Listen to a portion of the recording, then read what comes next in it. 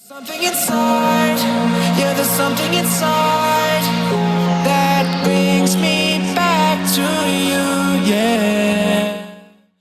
Hello all, welcome to episode 1 of Plurality Posse. We are your hosts. I'm Scarlett. And I'm Micah. Today we're going to be talking about what plurality is and the different forms it can take. So, Scarlett, what is plurality? Well, plurality comes in many forms, but in layman's terms it is multiple people and entities sharing a body.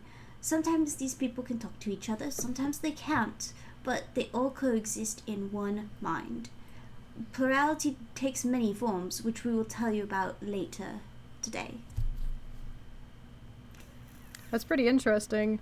Given that plurality isn't super common in society, how exactly does it happen? Well, there's only one scientifically accepted method of plurality, which is through trauma. However, there are other ideas not accepted scientifically. So, Micah, what are the different types of plurality?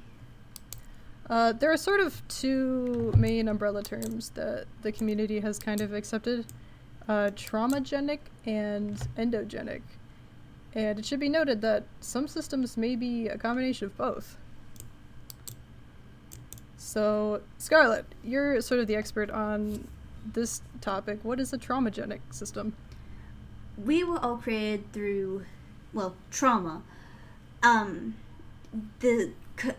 common terms used in this type of system are DID, OSDD, and DDNOS, which are the scientific names for the diagnosis of what is basically an illness for us. Not all systems are ill, but this is a direct result of trauma. Because of this, some of our system mates might have roles that they would have played back when the trauma was occurring, such as protector and all that. Dissociation is hard to control, and it might impact daily life, which is why it's often considered an illness. You mentioned some terms earlier that I think we should define more specifically. First of all, what is DID? Short for dissociative identity disorder. This is the most commonly talked about label under the traumagenic spectrum. It is essentially where obviously you cohabitate with a bunch of alters and there is amnesia between all of them. And this is often because of trauma. Yeah. So, Scarlett, your system is mainly a DID system, so we're definitely going to talk about that more in future episodes. Can you also define what OSDD is? Right, so there are two types of OSDD, which is 1A and 1B. The main part of OSDD is that there isn't as much amnesiatic barriers. However, there are still usually roles and trauma between the two, and there can be some amnesia, but not always. It depends on whether it's 1A or 1B. Scarlett, what is DDNOS? DDNOS is the old term for OSDD. It was used before the DSM-5. The OSDD is now the new term used in the current DSM, but it is basically the same. It is the same disorder.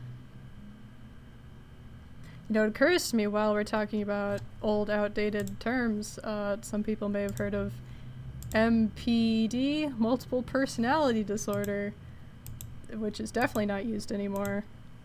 But if you've heard that, that's what DID is now called. Yes. So then, Micah, what is endogenic systems? What are endogenic systems? Yeah, this one's a little bit more my area of expertise. An endogenic system's pretty much any other state of plurality. Systems are not created from trauma, although some systems may still experience trauma. The main types of plurality in this category include natural systems, tulpa systems, soul bond systems, and gateway systems. But this category is very broad, so there may be a lot out there as well. Right, so you mentioned a few terms. So let's go through these. What is a natural system? A natural system is a system that came into existence as a natural part of their psychological development. Just sort of happens and is a part of their brain. A bit like maybe a traumagenic system, in that it wasn't really a choice of the system, but it is not. It is not a result of any abuse or trauma. What's a tulpa system? Tulpa system, it's a very funny word. It's actually borrowed from Tibetan Buddhism. Just kind of stole that terminology. It does not really mean what we use it for, but in the Western Tulpamancy community, Tulpa is a sentient system member created intentionally by another system member, usually the host, but not always.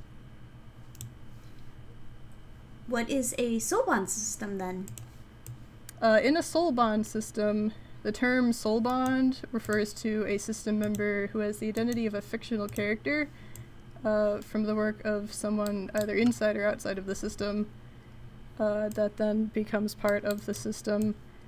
The term comes from a belief that the character exists in another reality and that the system has sort of, well, I guess, bonded with that soul, but not everybody who uses that term actually believes that, like myself. It's just sort of the terminology that everyone now uses. And what is a gateway system? A gateway system is what I have the least knowledge about, but from what I understand, it's a system where the members, when they're not at the front or near the front, kind of have their own experience in an alternate world which exists inside the head, or they believe it's a parallel plane of existence. So it's a bit like that soul bond thing I mentioned earlier, but not necessarily established fictional characters in our reality.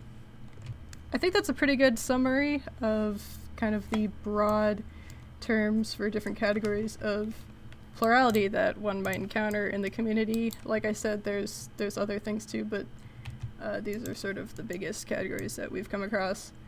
And we're definitely going to be discussing more of them in detail in the future. Next time, we will probably be going over some more system-specific terms, such as alter roles and what they mean.